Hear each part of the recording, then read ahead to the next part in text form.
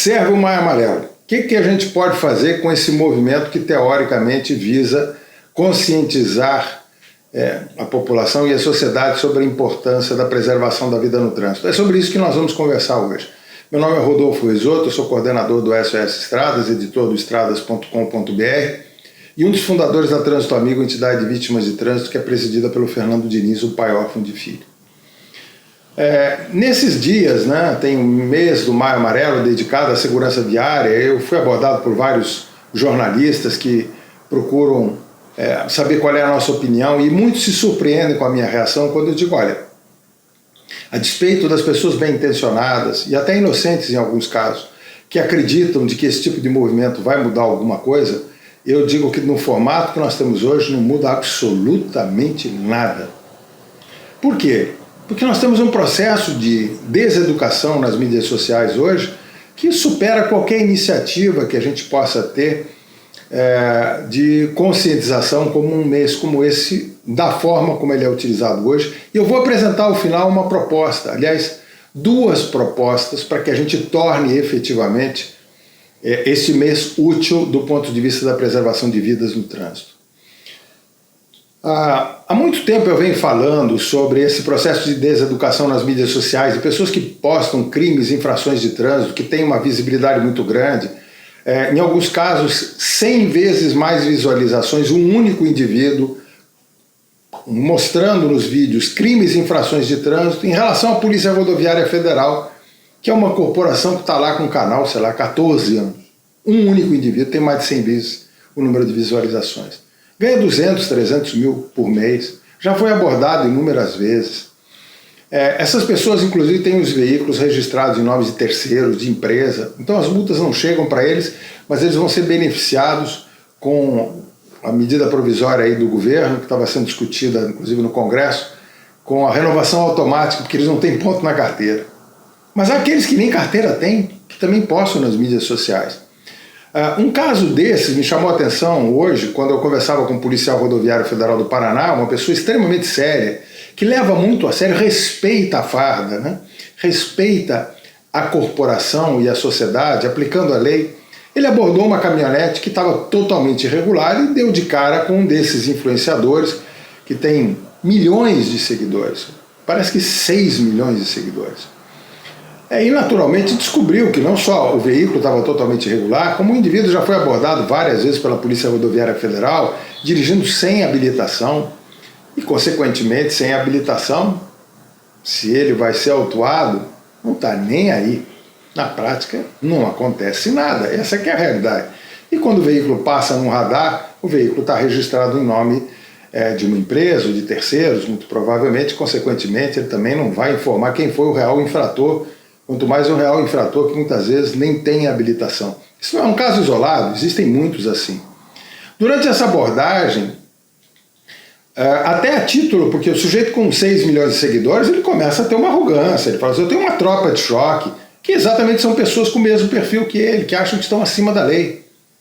Que são pessoas que cometem, com certeza, crimes e infrações de trânsito, e talvez outros crimes, e que vão apoiar esse sujeito. Então ele vai lá e posta a imagem do policial rodoviário, ainda com muita arrogância, quando o policial diz, olha, você pode usar a imagem para recurso, mas como prova, mas não para postar nas mídias sociais. Ele falou assim, entra com uma ação contra mim. Por quê? Porque ele tem recurso, ele tem dinheiro, ele tem poder financeiro. Ele não tem moral, ele não tem caráter, mas ele tem dinheiro.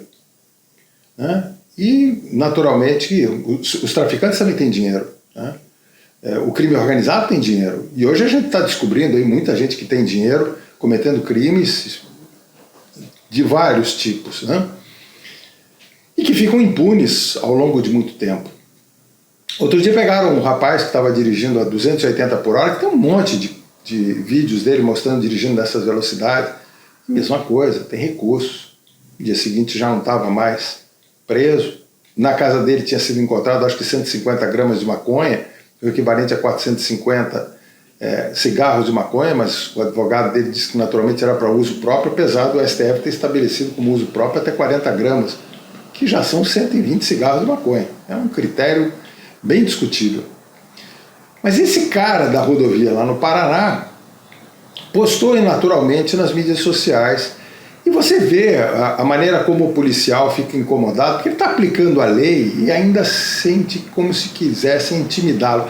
E não é que estão tentando intimidar um policial rodoviário, estão mostrando para o Brasil que eles estão intimidando o Brasil. O respeito às leis, ao respeito à vida, aos demais que circulam.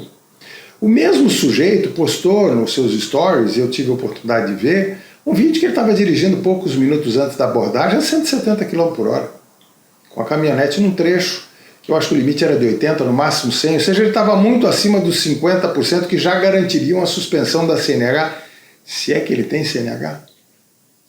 Ele postou mostrando que estava com uma mão no volante, de uma maneira bem displicente, e com a outra com o celular, fazendo a filmagem dele, na sua extrema vaidade, e do seu comparsa, parceiro, indivíduo que estava ali do lado. Eu fiquei pensando, eu falei, meu Deus do céu, nós estamos vivendo total inversão de valores.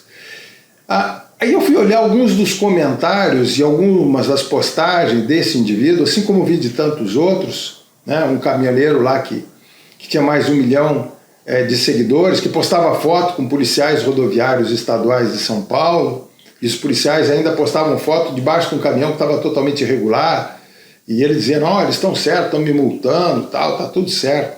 O sujeito era abordado pela polícia rodoviária, filmava ele sendo abordado pela Polícia Rodoviária Estadual de São Paulo, sem habilitação, que há anos ele anda sem habilitação, ou andava, né? E poucos metros depois ele assume o volante, porque naquele momento que ele sai do posto de pedágio, ele entregou o volante para uma pessoa habilitada e logo depois ele assume e filma isso para mostrar nas mídias sociais que não tem o menor respeito.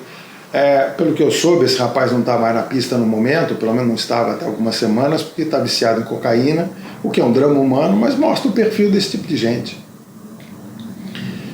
E quando eu fui olhar, você vai olhando os comentários, você encontra policiais rodoviários federais comentando quando o sujeito posta uma foto com eles, num veículo irregular, comentando sobre os colegas, dizendo, que legal, nossos colegas aí fizeram a abordagem, o cara elogiou a abordagem.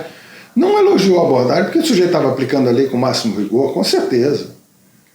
É porque, de alguma forma, houve ali alguma tolerância, né? Ou se não houve, deu a nítida impressão que houve. O veículo está irregular, aí você vai postar uma foto com a Polícia Rodoviária Federal, dizendo, fizeram a abordagem correta. Pegou mal. Pegou mal para os policiais rodoviários, pegou mal para a corporação, pega muito mal para os policiais que comentam sobre isso. Independente se o sujeito, de alguma forma, a abordagem foi correta, moralmente, é uma vergonha. Depõe contra a corporação. E isso existe em vários outros, né? Não é um caso isolado, são muitos assim. Então, eu tenho duas propostas para o Maio Amarelo. Primeiro, a primeira proposta para o diretor da Polícia Rodoviária Federal e para os comandantes das polícias rodoviárias estaduais. Que vocês orientem os seus prepostos, os seus comandados, para que eles não tirem fotografia, não comentem, não façam nenhum tipo de interação, principalmente se identificando como policiais, com pessoas que podem ser criminosos do trânsito, infratores contumazes e que até podem ter outras atividades ilegais. Se eles são influenciadores, se eles estão milhões de seguidores, isso é problema deles. Não cabe a alguém da Polícia Rodoviária Federal ou das polícias rodoviárias estaduais querer pegar carona na popularidade desse tipo de gente, porque eles estão expondo a corporação. Então, orientem, aí o diretor da Polícia Rodoviária Federal, o Fernando Oliveira, se eu não me engano é esse o nome, né? Que ele oriente os seus prepostos a não fazerem isso, para não colocarem numa situação constrangedora a corporação e todos os policiais rodoviários sérios que não gostam desse tipo de comportamento nas estradas e nas mídias sociais. Em segundo lugar, vamos aproveitar para fazer um Maio Amarelo da tolerância zero. Ainda tem aí 20 e poucos dias.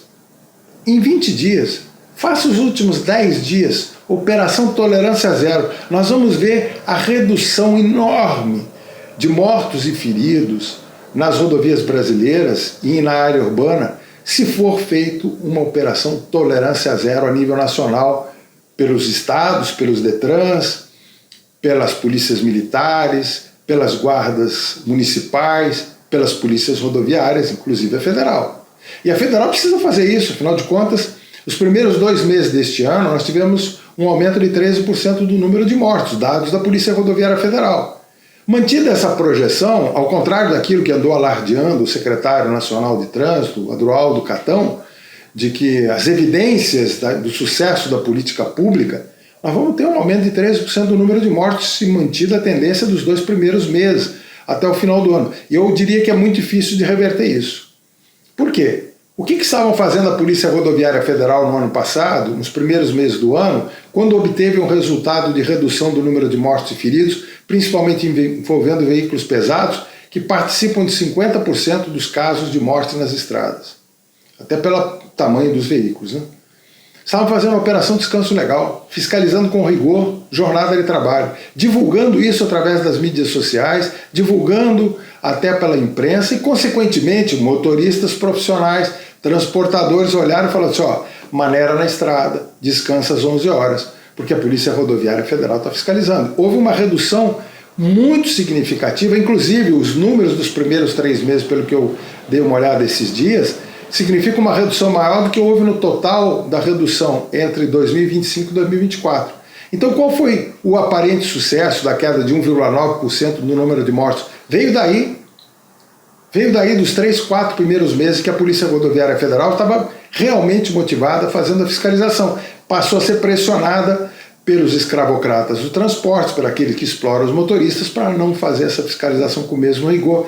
E basta olhar os primeiros meses deste ano, não tem nenhuma menção à Operação Descanso Legal nas postagens da própria Polícia Rodoviária Federal e nas notícias que ela divulga. Ou seja, não estão fazendo o mesmo trabalho que fizeram no ano passado. Talvez isso explique o aumento dos 13%, o que é uma evidência que talvez o secretário Adroaldo não queira ver, basta botar uma venda, porque para muita coisa é isso que eles fazem na administração pública do trânsito brasileiro. Então vamos fazer a Operação Tolerância Zero? Aí sim, o Maio Amarelo vai servir para alguma coisa. E eu aguardo que o diretor-geral da Polícia Rodoviária Federal e os comandantes das polícias rodoviárias estaduais também orientem os seus policiais a não ter esse tipo de postura, de alguma forma querer pegar carona na visibilidade desses maus brasileiros e que apliquem contra eles a lei com máximo rigor e que vamos tirar o conteúdo dessa turma do ar. É isso que nós temos que fazer.